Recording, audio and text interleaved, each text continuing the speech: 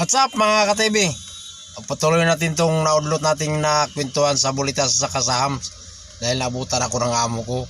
Kaya ngayon medyo hindi ko na siya kasama, ako lang nito. Patuloy na natin, pero sa hindi pa, shout out pala sa mga subscriber ko at saka nagla-like dyan, sana ako comment, salamat naman sa inyo. At sa bago pa nitong channel ko na hindi pa nakakaalam, ito pala si Marvin Pilipit Channel TV. Salamat din sa inyo mga ka-TV na sa walang sawa ninyong pagsuporta sa channel ko. Salamat.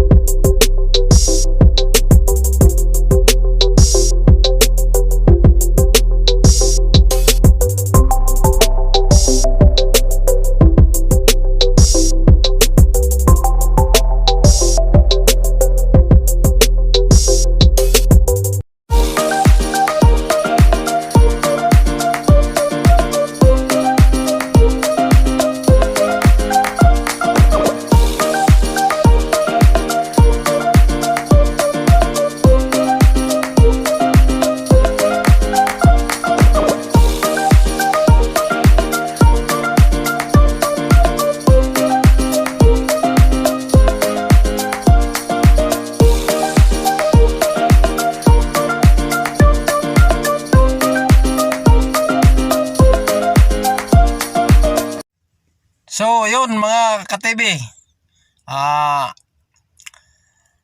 kakaiba talaga ang pakiramdam sa hams kasi sa Bulitas.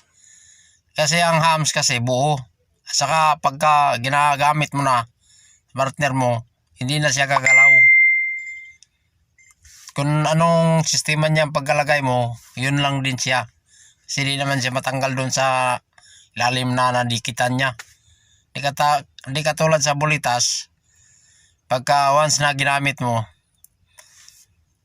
doon sa loob yun, natatanggal yan siya. Kaya pagka nagamit mo na siya, lalo pa kung paulit-ulit mong gagamitin sa partner mo, gagalaw-galaw na siya, tatakbo-takbo na yan siya. Kaya yun ang kaibahan ng Bulitas sa saka sa hams. Ngayon, tungkol sa pasarapan at saka pakiramdaman sa partner mo, hindi parehas yung naramdaman. Yung iba naman gusto ng hams kay para daw ulo. Kung sa bagay, di natin maalis yan sa kanila. Kanya-kanya naman talaga yung pakiramdam. Tsaka sa yung tungkol doon sa pasarapan, sa rapsap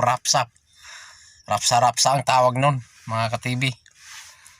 Narapsa siya sa sa hams na hindi naman gumagalaw, pero siguro mga ka-TV kaya ganun siya, nakwento niya nga masarap daw ang hams dahil doon sa dahil din siguro nga hindi niya natikman yung Bulitas.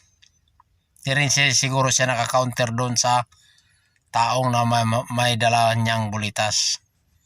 Kaya yung naramdaman niya sa hams, yun ang may ikwento niya na masarap dahil hindi man siya nakatikim ng iba.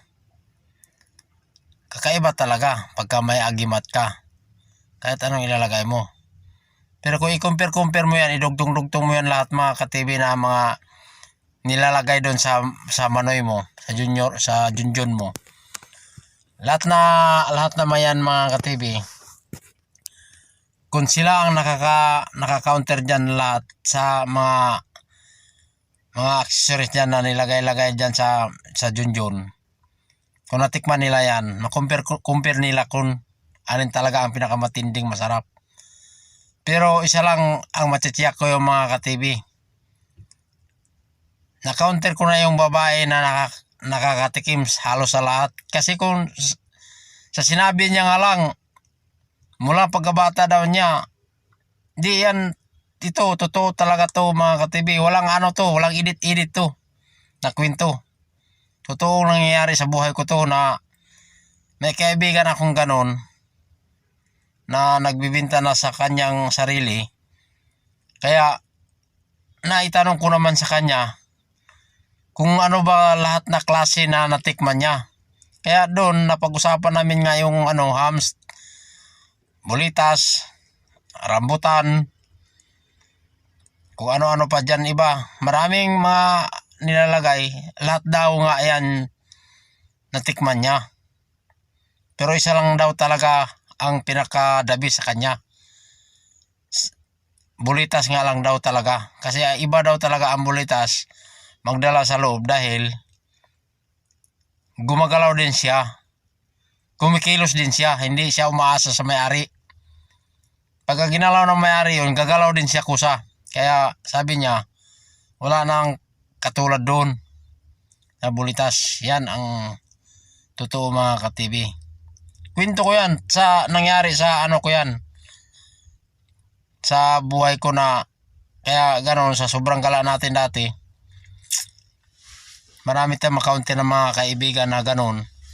Hindi natin maiwasan may itanong sa kanila. Siyempre, yun din ang ginagamit sa iba, hanap buhay. Kaya naitanong ko na lang din. Kaya yun, nalalaman ko na sa kanya lang. Nalalaman ko na yun talaga daw ang pinakadabi sa kanya. Kaya yung iba mga ka-TV, yung nagkwento na hindi masarap yung hindi masarap yung may agimat, mas masarap daw yung talaga daw yung wala. Paano naman din na masabi nila yan ng mga ka-TV dahil hindi sila nakatikim. Yan ang totoo. Pero kung nasubukan nila na, try nila yung mga ganyan-ganyan nilagyan doon sa Junjun. Kahit anong, siyempre kahit anong laki ng mo, Junjun mo. Kung anong liit man yan. Malaki nga. Wala naman agimat. Di talunin sa maliit na may agimat. Pero kung malaki, mayroon pa agimat, lalong tumindi. Pero wag naman sana yung masyado na malaki kasi sinasabi nila mga ka-TV. Yung tinanong ko nga yung babae. Sa lahat, marami na counter niya. Lahat na sistema sa Junjun, na counter niya na. Kaya, pero ang pinakadabis daw na may bulitas na hindi katamtaman lang, hindi kaano kalakihan, hindi gaano kahabaan, tama-tama lang. Sabi niya, hindi naman daw palakihan ang gusto yung ganyan mga ka-TV pag once na nag-happy-happy na kayong dalawa, partner. Ang importante lang daw, nasa tama. Saka magaling ka na rin. Ganun lang yan mga ka-TV. Ngayon mga ka-TV, naikwento ko na sa inyo lahat ang tungkol sa bulitas. Ang pinaka-winner, bulitas talaga mga ka-TV. Kung sino mang kukontra niyan, kayo na. Pero ang totoo talaga, bulitas. Kung sino man dyan ang magpapalagay, mag-chat na lang kayo.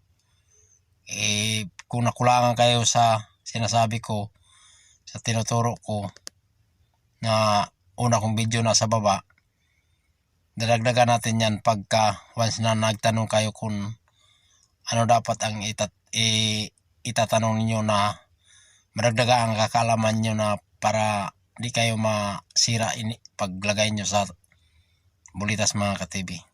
So yun mga ka-TV, tapos na naman natin yung video natin na tungkol sa bulitas. Hanggang sa susunod mga ka-TV, salamat din sa inyo sa walang sawang pagsuporta.